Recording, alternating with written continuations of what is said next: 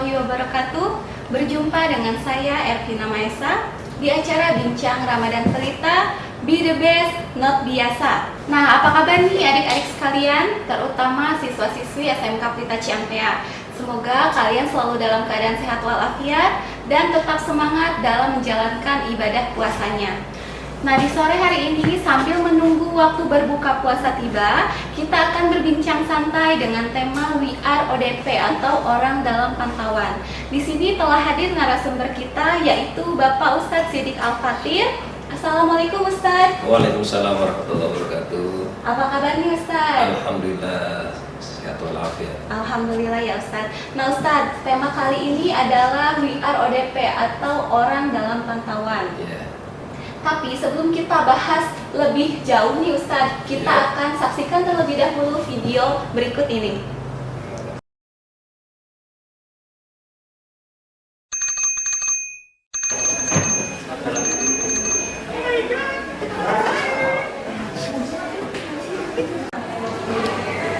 Ayo istirahat, bentar lagi waktunya udah habis. Bentar dulu deh. Ayo cepat. Udah deh.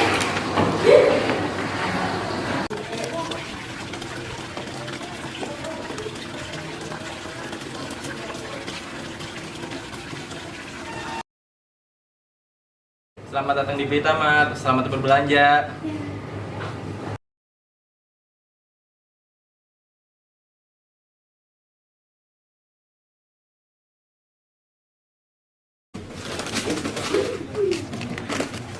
Silakan taruh sini aja.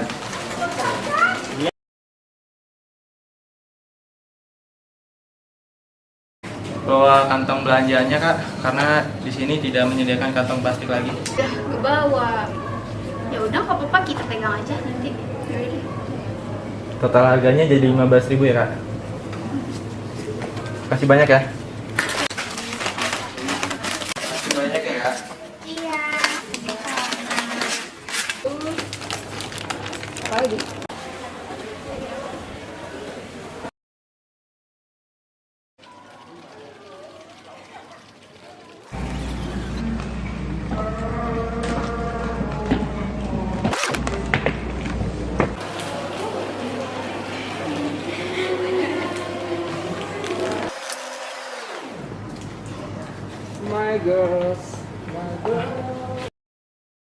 Ini kan APKK yang tadi belanja. Ya udah, ambil aja, mumpung gak ada yang lihat. Sini gak ada siapa-siapa kok. Jangan, ingat, walaupun gak ada yang lihat, tapi Allah Maha melihat.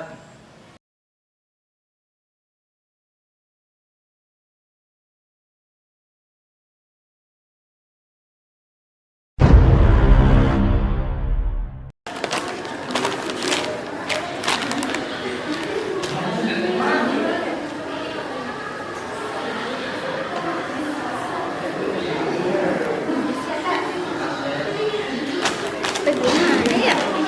Kenapa Mil? Kok kayak bukan gitu? Gue gak ada. Kemana kan tadi kamu yang pegang? Ya bukan gue yang pegang, tapi kan karena gak ada sih. Tadi pas jajan kamu taruh di mana?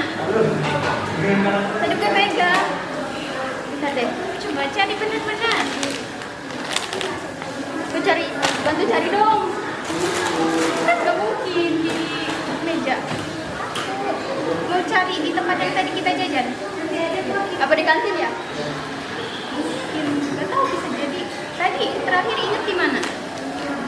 Gue gak tahu, hilang. Ayo udah kita cari ke kantin lagi aja.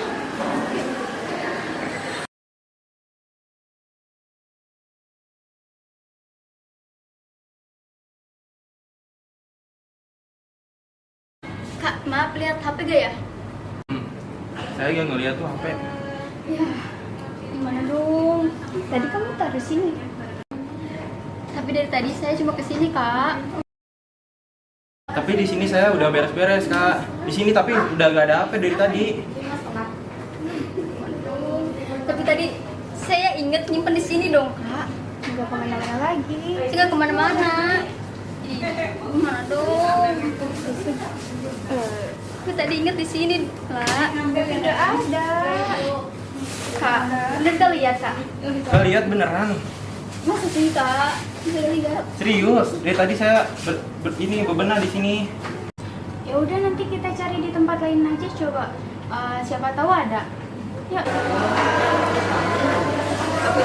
Hilang. Gimana tadi kita udah nyari? Kita udah nyari, tapi belum ketemu.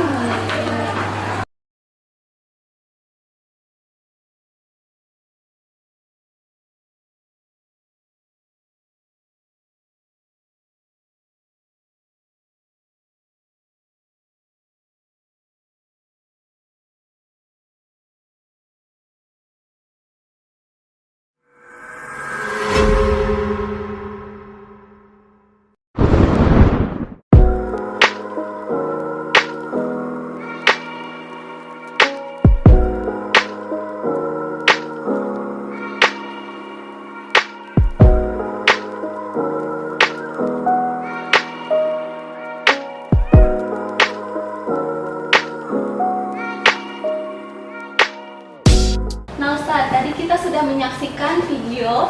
Nah, amat disayangkan untuk perbuatan yang siswa tadi lakukan ya Ustadz. Dia sengaja berbohong, kemudian mengambil yang bukan miliknya atau milik orang lain. Nah, pandangan Islam sendiri terhadap perbuatan seperti itu ini bagaimana nih Ustadz? Baik, Assalamualaikum warahmatullahi wabarakatuh. Waalaikumsalam warahmatullahi wabarakatuh. Dari tayangan video tadi kita lihat jelas bahwa perbuatan itu perbuatan yang tidak terpuji. Oleh karena itu Allah itu melihat. Jangan sampai berpikiran tidak ada yang melihat. Allah itu melihat. Dan itu akan diminta pertanggungjawabannya. Perbuatan yang seperti itu, mohon maaf bagi siapa saja kalian anak-anak semuanya, jangan pernah melakukan hal seperti itu karena itu perbuatan tercela dan dimurkai oleh Allah Subhanahu wa taala.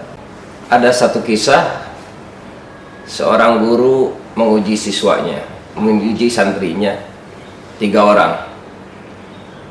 Disuruh memotong binatang berupa burung. Yang kemudian si kiai tersebut bilang kepada santrinya, silakan potong ini di mana tidak ada yang melihat seorang pun, di mana tidak ada yang melihat siapapun. Satu orang santri berangkat. Dia membawa burungnya dengan pisaunya, kemudian mencari tempat yang tidak ada yang melihat menurut dia. Cari ke sana kemari, dia masuk ke dalam hutan, baru dia memotong. Lihat ke sana kemari tidak ada yang melihat. Kemudian dia potong binatang tersebut yang kemudian dibawalah pulang, disampaikan kepada gurunya. Yang kedua juga berangkat dia mencari tempat yang tidak ada, yang di pikiran dia itu tidak ada yang melihat. Dia cari, dia temukan sebuah gua. Dia masuk ke dalam gua, yang kemudian dia potong itu binatang, yang kemudian dia pulang, disampaikanlah pada gurunya. Yang ketiga ini tidak pulang-pulang ini, lama. Kemana ini? Satu lagi, dia mencari ke sana kemari tempat yang tidak ada orang ataupun siapapun yang melihat, tapi di benak santri tersebut, anak tersebut, dia berpikir ada yang melihat saya. Siapa itu? Allah. Sehingga dia tidak bisa memotong binatang tersebut. Dia mencari tempat ke sana kemari, ternyata dia tidak temukan. Allah selalu hadir di dalam dirinya, dan akhirnya dia pulang, disampaikan kepada gurunya. Kenapa kamu tidak potong ini, burung ini? Dia bilang, Pak Kiai, saya tidak bisa memotong. Kiai bilang, tidak ada yang bisa melihat, tidak ada orang yang melihat, tidak ada siapapun yang melihat. Ternyata Allah lihat. Saya rasakan itu dan saya tidak berani memotongnya. Itu pesan Pak Kiai. Kemudian tersenyumlah Pak Kiai tersebut, bahwa Allah itu selalu melihat di mana saja, kapan saja. Demikian kisah ini, mudah-mudahan bermanfaat. Wallahu a'lam. Nah, Masya Allah ya Ustadz, tadi kita Iya. sudah dengar kisah dari santri tersebut. Nah kalau kita kaitkan dengan keimanan kita ya Ustadz, iman kepada Allah Subhanahu Wa Taala sangat berpengaruh besar kepada tingkah laku atau perbuatan seseorang, bagaikan perisai yang menyelimuti hati dari setiap dorongan hawa nafsu. Nah kalau dari kisah-kisah tadi yang sudah Ustadz sampaikan, apa ya yang menyebabkan lemahnya iman di diri seseorang nih Ustadz? Apa penyebab iman seseorang itu lemah? Pertama, dia jauh dengan Allah, kemudian jauh dengan lingkungan yang islami, kemudian juga berada di lingkungan yang kurang baik, kemudian juga bisa hubud dunia atau senang terhadap kehidupan dunia, kemudian juga berlaku berlebih-lebihan. Itu bisa jadi penyebab orang itu menjadi lemah imannya. Kadang iman itu ada satu keterangan, al-iman itu yazid wa yanqus. Iman itu kadang bertambah, kadang berkurang. Nah, ketika berkurang harus gimana? Iman itu seperti pohon atau seperti bunga. Kalau bunga itu layu, nah kita harus apain? Harus disiram. Nah, kita siram tuh. Nah, supaya segar kembali. Begitu juga dengan iman, harus disiram dengan apa? Siraman rohani, dengan banyak zikir kepada Allah. Ingat, ala inna bidzikrillah tatma'innul qulub. Ingat, ketika kita berzikir kepada Allah, hati menjadi tentram. Demikian. Nah, Masya Allah ya Ustadz, semoga kita terhindar dari penyebab-penyebab tadi keimanan kita turun ya Ustadz. Nah, dikatakan orang yang benar-benar beriman itu akan merasa dirinya itu selalu diawasi oleh Allah Subhanahu Wa Taala, dan Allah selalu ada di setiap langkahnya, hingga dia akan merasa malu nih Ustadz untuk melakukan hal-hal yang berbuat dosa atau maksiat. Nah Ustadz, bisa dijelaskan makna iman sendiri itu seperti apa nih Ustadz? Baik, bahwa iman itu adalah percaya kepada Allah, yakin adanya Allah, seperti satu keterangan bahwa iman itu tasdikun biqalbi wa iqraru bil lisan wa amalu bil arkan. Membenarkan di dalam hati, diucapkan dengan lisan dan dilakukan dengan perbuatan. Tidak hanya dalam hati saja diucapkan, kemudian juga ada actionnya, perbuatannya. Allah perintahkan sholat, tidak hanya niat sholat saja, tapi ada actionnya, dilakukan sholatnya. Allah perintahkan untuk zakat, tidak niat zakat saja, tapi ada actionnya. Allah berfirman dalam surah Al-Baqarah ayat 163, Bismillahirrahmanirrahim, wa ilahukum ilahu wahid, la ilaha illa huwar rahmanur rahim. Yang artinya, dan Tuhan kamu adalah Tuhan yang Maha Esa, tidak ada Tuhan selain Dia, yang Maha Pengasih lagi Maha Penyayang. Subhanallah sekali Pak Ustadz, tadi sudah dijelaskan tentang makna imannya. Nah Ustadz, setiap perbuatan yang kita lakukan akan ada konsekuensi atau akibatnya. Kalau melihat video yang sebelumnya tadi kita lihat nih Ustadz ya, kan itu melakukan hal yang tidak baik. Nah konsekuensinya dalam Islam itu kalau kita berbuat yang tidak baik atau dosa, ini apa nih Ustadz, bisa dijelaskan Ustadz? Baik, Bismillahirrahmanirrahim. Konsekuensi ketika kita tidak beriman pada Allah, pasti di akhir akan mendapat azab daripada Allah Subhanahu wa Ta'ala. Yang kedua, tidak akan mendapat petunjuk, sehingga dia termasuk orang yang sesat ketika hidup di dunianya. Yang ketiga, memiliki sifat hubud dunia yang sangat tinggi, yang sangat besar. Dia cinta atau senang kepada kehidupan dunia, akhiratnya lupa. Yang terakhir, dia menjadi orang yang menghalalkan segala cara dalam segala hal apapun. Itu efek daripada tidak beriman kepada Allah. Yang lagi rame nih sekarang nih, banyak korupsi. Kenapa? Karena dia tidak mau beriman kepada Allah. Kalau dia mau beriman kepada Allah, insya Allah dia akan terjaga. Seperti yang pertama telah disampaikan, dengan sholat dia akan tercegah dari perbuatan yang tercela. Karena inna sholata tanha 'anil fahsya'i wal munkar. Sesungguhnya sholat itu bisa mencegah daripada perbuatan keji dan munkar. Demikian. Nauzubillah ya Ustadz, semoga kita bukan termasuk orang-orang yang tidak beriman kepada Allah Subhanahu wa Ta'ala. Nah, tadi Ustadz sudah jelaskan konsekuensi atau akibat dari kita tidak beriman kepada Allah. Nah, kalau kita sudah berbuat baik nih Ustadz, kita meningkatkan iman dan takwa kita. Nah, apa hikmah kepada kita atau untuk orang-orang muslim nih Ustadz? Bisa dijelaskan? Baik, insyaallah. Bismillahirrahmanirrahim. Hikmah daripada iman kita kepada Allah diantaranya, satu, ala inna bidzikrillah tatma'innul qulub. Ingat, ketika kita berzikir kepada Allah, hati akan menjadi tentram. Dengan berzikir, Allah akan kasih ketentraman, ketenangan di dalam diri kita. Yang kedua, kita akan mendapat perlindungan dari Allah. Dimanapun kita berada, kapanpun, Allah akan selalu melindungi diri kita dari hal-hal yang tidak kita inginkan. Pasti Allah akan menjaganya.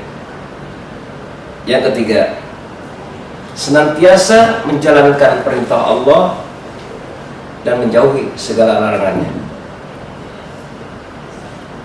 Insya Allah dengan beriman kepada Allah, kita akan sampai ke kategori yang namanya takwa. Lalu apa perbedaan iman dan takwa? Kalau iman endingnya adalah takwa, kalau orang yang bertakwa pasti sudah beriman. Iman bisa menjadikan kita takwa, dan takwa otomatis kita sudah beriman di dalamnya. Oleh karena itu, di bulan yang suci ini, yuk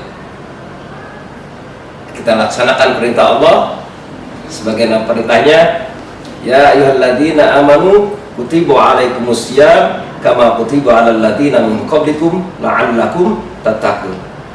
Yang dipanggil siapa di sana? Adalah orang-orang yang beriman. Untuk apa? Melaksanakan perintah Allah, yaitu melaksanakan ibadah puasa. Agar apa? Endingnya adalah agar takwa kepada Allah Subhanahu wa Ta'ala. Lalu definisi takwa itu apa? Takwa itu adalah menjalankan segala perintahnya dan menjauhi segala perbuatannya. Mudah-mudahan di hari yang berbahagia ini, mudah-mudahan Allah lindungi kita semuanya dari hal-hal yang tidak baik. Allah jaga diri kita semuanya, para hadirin semuanya yang ada di mana saja, di rumah, di kantor, di mana saja. Mudah-mudahan Allah kasih berkah buat kita semuanya. Kemudian Allah beri kekuatan kepada kita dalam menjalankan ibadah puasa. Amin, amin ya rabbal alamin. Subhanallah Ustadz, luar biasa sekali tadi penjelasan yang sudah Ustadz berikan. Terima kasih banyak atas tausiah yang sudah diberikan. Semoga bermanfaat bagi kita semua dan dapat meningkatkan iman dan takwa kita. Nah, untuk selanjutnya akan ada sesi tanya jawab. Jangan kemana-mana. Kalian yang ingin bertanya bisa langsung atau melalui chat di ruang Zoom. Jangan kemana-mana, tetap di Ramadan Extraordinary.